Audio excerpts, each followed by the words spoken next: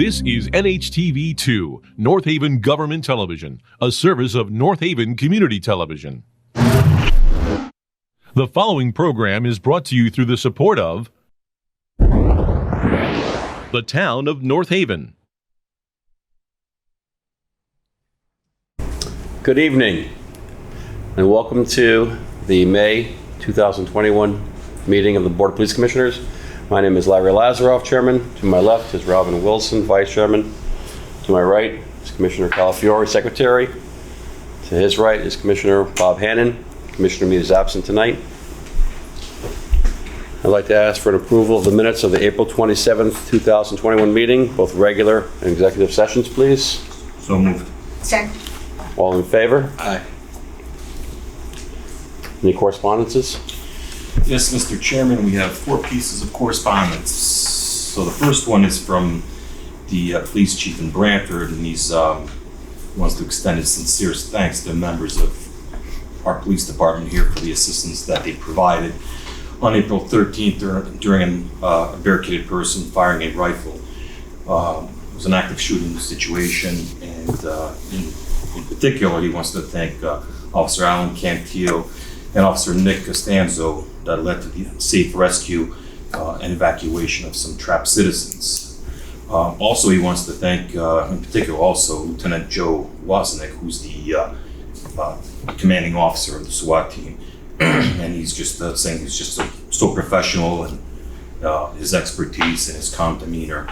And I completely agree with that. Joe Wozniak, Lieutenant Wozniak, is an exceptional police officer. So that's from the chief of Brantford. And this is just a letter from Mr. Jason Hiru. He's the director of security at looks like ACES, and he just wants to thank the chief for his collaboration during a bomb threat that happened at ACES. Thank God it was just a false alarm, but thank you for that. And this is a letter written to Mr. Frieda, our first selectman, and he wants to thank, so the letter written to him from the Quinnipiac Valley Health District. And it's from Kara Sepulveda, and she wants to thank the chief right here and Captain Andrew Stavridis for a pilot program that you guys are working on. Apparently has to do with tracking overdose, an overdose system throughout the state. I guess they said alerts. Maybe you can speak to that during your report. But she wants to thank you and Captain Stavridis for your work on this diligently project. And lastly, this is from the principal at, I believe it's Clinton Elementary School. She wants to thank the chief again, and in particular Officer Cantillo and Dahlstrom for outstanding support that they provided on May 17th. Your officers provided our students with a safe arrival and dismissal to the school. Apparently there was a detour and it threatened to disrupt the school, so they were very diligent in facilitating the escorting the kids in and out of the school. So they were there on time and they left on time. So again, thank you, Chief, from her, and that's it. Excellent. Thank you. Okay, so for Chairman's report, just to make everybody aware, back in 1962, President John F. Kennedy declared May 15th as National Peace Officers Memorial Day. And there was a ceremony up close there, as there is annually. It was very small this year because of COVID. And there's a plaque out in our lobby which has retired officers, and it has highlighted in gold the one officer in this department who lost his life in the line of duty. That officer's name is Timothy Laffin. So I wanted to thank Robin, first of all, and Peg for doing the work and getting that beautiful plaque out there in the lobby.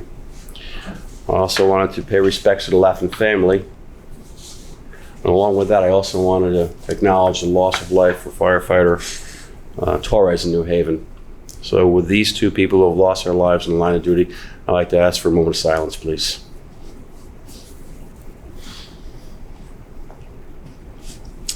Thank you. The budget passed, and I'm sure we'll get into that with the chief's report as well, so we'll be getting 3 new officers for the coming year. There'll be some road closures still. I'm sure the chief will get into that as well. We'll get a clear update maybe from the deputy as to what's happening. I'd like to remind people to please lock your cars, your homes, your sheds.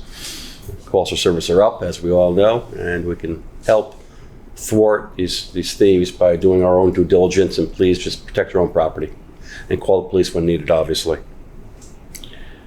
Finally, as a summer reminder, as we approach summer, school's out, please pay attention as you're driving, as you're riding motorcycles, to children at play, to bikers, the school zones, the playgrounds, the town greens. Just be alert, please, as always, you should be. But we're summertime now, so they're going to see a lot more people out walking and children at play. With that, I will turn it over to the chief. Thank you. I'll start with our budget review. Our budget is currently at 84.9% expended. Overall, we're about 3% under our self-imposed limit, with only 3 pay periods left this fiscal year.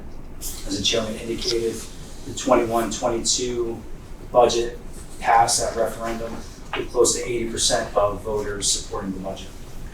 I'd like to thank the chairman at the budget town meeting on May 10th. He spoke in favor of the budget and support not only the police department for the entire town. Our traffic report starts with milling and paving is about halfway through. I'm sure residents noticed all the work going on in town. I think we're paving up to 10 miles this year, which is a lot. So we'd like to ask the public to use caution. Again, like I said last month, there's still some exposed raised structures after the milling's done, and workers and machinery in the roadway. Recently, the railroad conducted 2 construction projects that caused significant traffic and road closures with detours. Spring Road and Layden Avenue was done on the weekend of May 8th, and the 400 block of Cleanville Road on the weekend of May 15th. At the Spring Layden area, there's going to be more work that needs to be done. There's a significant speed bump because of the new tracks. A lot of people noticed. We secured some signage to indicate as you approach there's going to be a large bump. It's pretty dangerous, and to reduce speed to 10 miles per hour. So we're working with the companies to grade the pavement a little more. We'd like to thank the public for their patience during those detours. That's what Commissioner Califer was speaking about. With the Clintonville School, there's a large volume of traffic on 22 that had to be detoured through some neighborhoods, so we appreciate everyone's patience. The new signs that were voted on last month and the previous month regarding Cloudland Road and the adjacent streets have been purchased. We took delivery of those signs recently, and they should be installed this week or next week, assuming. I received a letter from Nelcon Service Center. They are requesting a second spot on our tow board. Currently, when we tow vehicles that aren't a request from the public, whether it's an accident, somebody was sent to the hospital, we stop the car and there's no registration or insurance, or a disabled vehicle, we use 3 different service centers in town.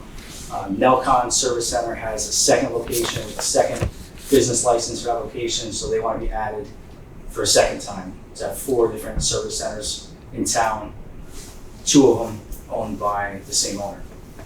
So I asked Sergeant DePascal to do some research to see what other municipalities do in a similar circumstance, and when I get that information back, I'll bring it to the board. This past Saturday, on May 23rd, the Autism Services and Resources of Connecticut conducted a walk and festival at the fairgrounds on Washington Avenue. It was well attended. It was a good event. We provided protection at that location for the walk down Pool Road and back, and it was well received. The Memorial Day Parade is scheduled for May 29th, and all of our officers will participate, either marching or conducting road closures, and all the commissioners are invited to walk with us. We have 1 signage request for Old Broadway East. The commissioners received that in your packets and had a chance to review that report and pictures. I have some pictures if anybody needs to review that. My concern is what's going to happen to the people that really, there's a very limited parking area for this restaurant. That seems to be the issue. I don't know what happens. I think what's going to happen is parking is going to spread out. I think the owner will have an opportunity today to pursue renting parking lots on that street that aren't occupied during the evening hours. Patrons can park on Broadway, under the bridge, like sometimes you see with other restaurants utilizing that area with the wide breakdown lane. Is that parking under that bridge legal along Broadway? Yes. Yeah, it's a very wide breakdown lane. So I just don't know. I guess, Yeah. Does that roll over into like any type of zoning issues down there? Or is it just mostly parking issues? just parking this time as far as the complaints we get. Okay. We park on both sides. I think it'd be difficult to get a fire engine down the road if need be. Tractor trailer deliveries as indicated in the report. We could table it for next month and gather some more information. If you have questions, we could research for you. I think I'd like to table this for a Yeah, month, so we can get a little, because I just get a got little more this yesterday, so I'd like to discuss it and maybe find some other possible options at least. I have no problem with having obviously safety first, Sure. so, but I think we need to know what other options might be before we go make the decision as to what to do. Is that something that the Breeders can look into and give us information? What other Did options? might Pasquale? we have? Sorry, I did you mean, pass that? Pasquale. I always say, I can meet with him tomorrow and discuss Yeah. it further. See if he has had any conversations with the owner. I think we should look at all the other options first before we, make a decision, that's all. I agree with you, Larry. We should just table it till next month. Yeah. Very good. Concerts on the Green are going to resume this year with an abbreviated season beginning July 6th, every Tuesday until August 17th from 7 to 9. We will continue to have a presence at those concerts to help cross Church Street as well as general security on the Green. Sergeant DePascal is working with the high school with preparations for graduation, which is planned for in-person on June 15th, and we will staff that event as well for security. And Deputy Chief Lofquist will give an update on Clear. Our year 4 remote review is scheduled to start this Friday, continues on through next week. They'll probably look at the last 25% of our standards that haven't been looked at previously. It's a 4-year cycle. Each year they look at roughly 25%. So by the time they get to the last year of the cycle, they've looked at all the standards to make sure that we're properly documenting, we have the policies in place and we're following those policies. So Lieutenant Thorpe is going to coordinate with them. He's the point of contact. Should the auditor have any questions or any concerns, he's the person that would supply the answers to that. They'll bring any concerns to our attention, which we'll have a chance to address before the final full 4-year review, which will take place this summer. So, as of right now, we're on schedule. We're supplying the data that we need to have in place. Excellent. we didn't have any Rainier scholarship requests? We do. I thought you usually, We do. So under new personnel, we're currently accepting applications for 2 separate lists, a certified lateral officers list and then an entry-level officers list. That's facilitated through policeapp.com, which is what everyone uses at this time in the state. The testing agency is the CPCA, and that's who facilitates the written test. Once there's a passing grade on the written test and a chip card, which is the physical standards, then anybody is eligible to apply to specific agencies. So far, we have over 60 people who applied on the entry-level list and only 1 lateral officer at this time. That is open until June 30th, so we have some time. This is for the open spot that we have currently, and we don't have any seats secured in the police academy yet, so there's no rush on that, as well as the chairman said, the 3 positions that were approved in the next year's budget. Is the chip test the same thing as Cooper test? Are they the same thing? Okay. As Commissioner Calafiore mentioned in one of the correspondence, we began a program with Quinnipiac Valley Health recently. It's a reciprocal program. We receive real-time locations in New Haven County when an overdose takes place. This allows us to track the trends prepare for responses, but also allows us to get the word out if we feel there's a dangerous or more dangerous drug out in the area to notify people. In turn, we provide information to QVH for them to follow up with victims and provide addiction treatment services to them. So I think it's a good program, and we're the first agency in the area to sign on to that. So I know they appreciate that, but it's also something that is great for the town of North Haven. To give you some perspective on year-to-date numbers, as we try to do every month, in the category of robberies this year-to-date, we've had 5 compared to 3 in the same time frame last year. Overdoses, 13 this year compared to 5. Vehicle burglaries, 63 compared to 33. Stolen vehicles, 26 compared to 10 last year. Shopliftings, 85 so far compared to 54. And calls for service, 10,930 this year compared to 8,162 last year. So substantially more calls for service and all around criminal activity. Question for you. This is compared to last year. Right. Last year being a COVID year. So Yes. people were not out as much. So these numbers are somewhat skewed, potentially.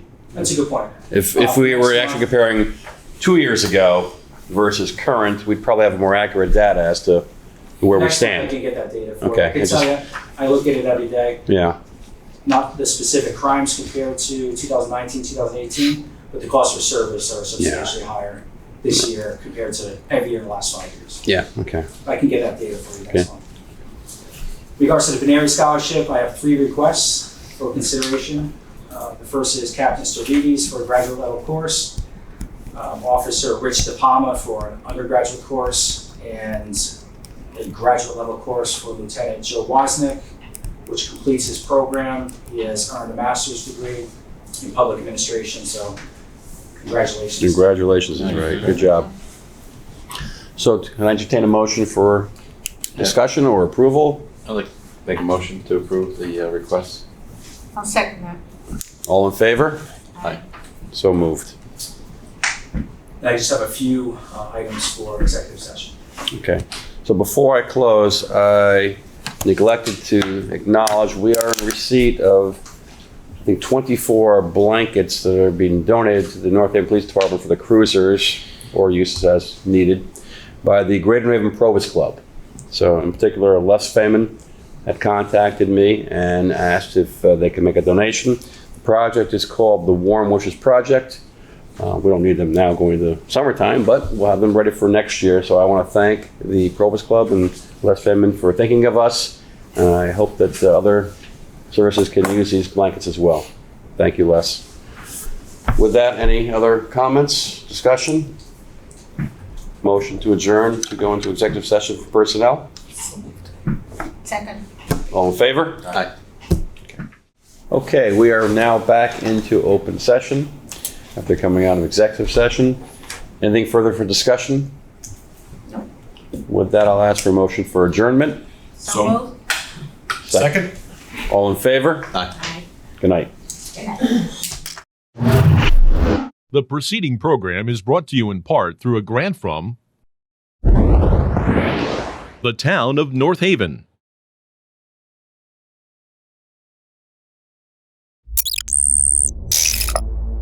Watch town meetings or other videos on demand at nhtv.com.